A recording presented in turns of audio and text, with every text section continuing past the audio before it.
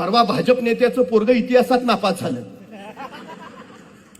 नेता असा संतापला, सरळ शाळेत गेला, म्हटला पोरग नापास झालं कसं? शिक्षकांनी पेपरच पुढे ठेवला पोराचा. प्रश्नपत्रिकेत प्रश्न होता, देशाला स्वातंत्र्य कधी मिळाले? पोरानं लिहिलं होतं 2014. भारतात औद्योगिक क्रांती कधी सुरू झाली? पोरानं लिहिलं होतं 2014. रेल्वे कधी सुरू झाली? 2014. भाजपचा नेता संतापला, अरे काय लिहिलायस? पोरग म्हटलं, बाबा तुम्हीच तर म्हणता गेल्या 70 वर्षात देशात काहीच झालं नाही.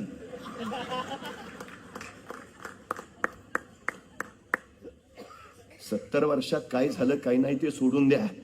गेल्या 11 वर्षात तुम्ही काय केलं ते सांगा. 15 लाख खात्यावर जमा केले, 2 कोटी रोजगार दिले, देशातल्या प्रत्येक नागरिकाला घर देणार होता दिलं, महागाई कमी करणार होता केली. काय झालं मेक इन इंडियाचं? काय झालं स्किल इंडियाचं? काय झालं डिजिटल इंडियाचं? काय झालं आत्मनिर्भर भारताचं? काय झालंय?